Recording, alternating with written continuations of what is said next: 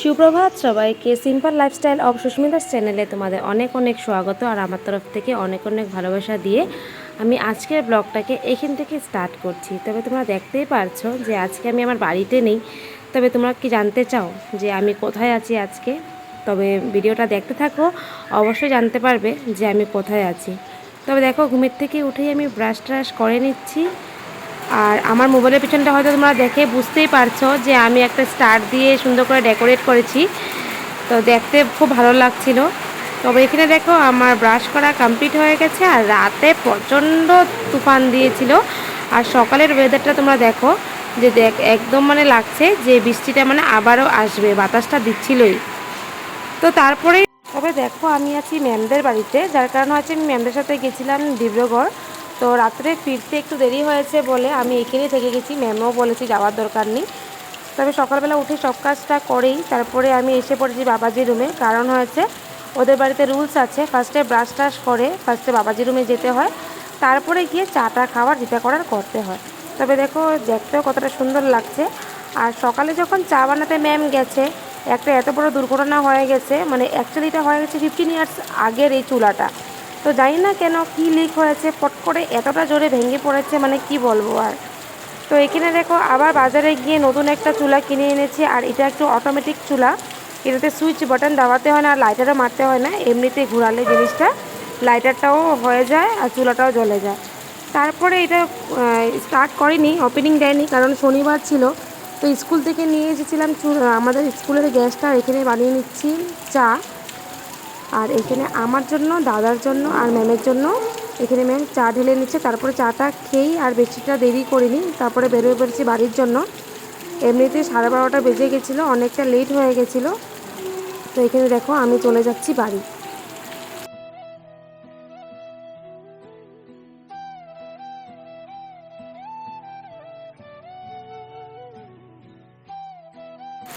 এসেই ফার্স্টে রুম টুম খুলে জানলা টালনাগুলো খুলছি। অ্যাকচুয়ালি রুমটা একদিনও রুম বন্ধ থাকলে জানোই কীরকম হয়ে যায়। মানুষ থাকলে এটা আলাদা রকমের থাকে, আর মানুষ রুমে না থাকলে এটা আলাদা রকম। তো দেখো জানলা খুলে দিলাম। তবে বন্ধুরা, এই তো জাস্ট বাড়িতে এসে ঢুকলাম, আর ঢুকেই ব্যাগপত্রগুলো রেখে দিয়েছে ওইখানে। আর এখন করতে যাব স্নান। অ্যাকচুয়ালি ম্যামদের বাড়িতে আর কাপড় জামা এতটা নিয়ে যাইনি যে মানে ফ্রেশ হয়ে একবারে আসতাম। অনেকটা আমাকে বলেছে যে একবারে খাওয়া দাওয়া করে আসার জন্য, কিন্তু পারিনি। কারণ আজকে বাড়িতে আসবে গেস্ট, তিনশিকের থেকে আসছে আমাদের পিসি ঠাম্মারা আসছে। তো তার জন্য খাওয়া দাওয়াটা করতে পারিনি। তবে ম্যাম দুপুরের জন্য সবটাই দিয়ে পাঠিয়েছে, শুধু ভাতটাই বানাবো। আর তোমরা দেখতেই পেলে কি দুর্ঘটনাটা ঘটেছে সকাল সকাল। তবে তারপরে সব কিছু কিনে এনে সব কিছু ফিটফাট করে তারপরে এসেছি। আর এখন ফার্স্টে আমি করে নিই স্নান, তারপরে দেখা হচ্ছে তোমাদের সাথে। টাটা। তবে দেখো বন্ধুরা, আমি স্নান টান করে এসে পড়েছি। আর আজকে চুল ভিজাইনি, কারণ ওয়েদারও ঠিক না। কালকে রাত্রে এতটা ঝড় তুফান দিয়েছে, বৃষ্টি দিয়েছে, কি বলবো। আর বাড়িতে এসে দেখছি এখানে কারেন্টই নেই। কিন্তু ম্যামদের বাড়িতে কিন্তু আমি থাকা পর্যন্ত এসে পড়েছিল কারেন্ট, এখানে এখনও দেয়নি, দিবে। আর এখনও ওয়েদারটা এতটাই খারাপ করেছে, মানে কি বলবো, এখন আবার বৃষ্টি আসবে। তো বৃষ্টি আসার আগে আমার কিছুটা কাম আছে, করে নিই। হে দেখো, কালকে যাওয়ার আগে আমি একটু ভাত খেয়ে গেছিলাম, রাত্রের ভাত ছিল, দেখতে পাচ্ছ হয়তো এখানে। এই বাসনগুলোকে গিয়ে ধুয়ে আসি। আর তার মধ্যে কাপড়ও আছে, আমি সেখানে দাঁড়াও তোমাদেরকে দেখাই। হোয়াইট কালারের যেটা বালতিটা আছে সেটার মধ্যে আমি জল উঠিয়ে রেখেছি বাসন ধোয়ার জন্য। আর ব্ল্যাক কালারের বালতিটাতে আমার কাপড় জামা ভিজানো আছে। তো এখন চট করে গিয়ে বৃষ্টি আসার আগে বাসনটা ধুয়ে তারপরে কাপড়টা ধোবো। তবে সঙ্গে থাকো আর দেখতে থাকো। তবে আমি এখানে দেখো এসে পড়েছি বাসনগুলো ধোয়ার জন্য। আর ওইখান থেকে এসে এতটা দেরি হয়ে গেছে, ফার্স্টে স্নান টান করে পূজা দিইনি, কেন কি 12টা বেজে গেছিলো, তার জন্য আর পূজাটা দিইনি। আমার সকালে পূজা দিতে দিতে এতটা অভ্যাস খারাপ হয়ে গেছে, সকালে পূজা না দিলে আমার 12টার পরে আর পূজা দিতে মনেই যায় না।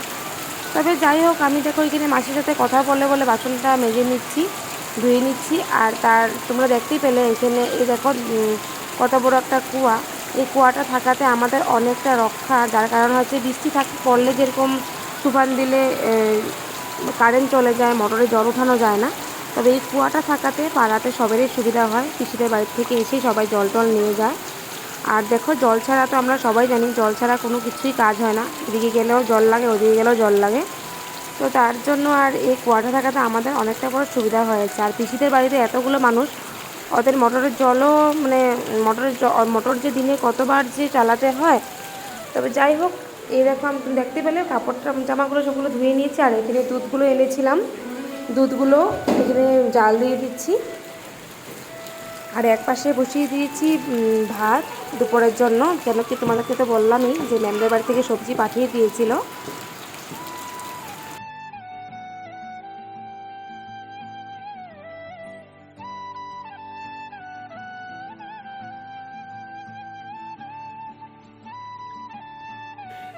ভাত বসিয়ে দিলাম। আর ইনি আমাকে ফোন করেছিল ওইখানে যাওয়ার জন্য, তবে যাওয়া হয়নি। তবে তোমাদেরকে পরে সবটাই বলবো। ঠিক আছে, তাহলে আমি এসব কাজগুলো করে নিচ্ছি, আর তারপরে দেখি কি দেখাতে পারি। তারপরে দেখো ভাত নিয়ে বসে পড়লাম। ম্যামদের বাড়ি থেকে সবজি দিয়েছিল, আলু ভাজা, আর এখানে একটু কাঁঠালের তরকারি দিয়েছিল। তবে যতটুকুই দিয়েছে আমি আর এমনি দুজনে মিলে বসে ভালো করেই খেতে পেরেছি। বলেছিলাম এতটা না দেওয়ার জন্য। তারপরে খাওয়া দাওয়ার পর দেখো কী করলাম। খাওয়া দাওয়া শেষ করে বাসনপত্র সব কিছু ধুয়ে নিয়েছি। আর এখন এখানে বসে আছি, এমনি বসে আছি, পিসের সাথে কথা বলছিলাম।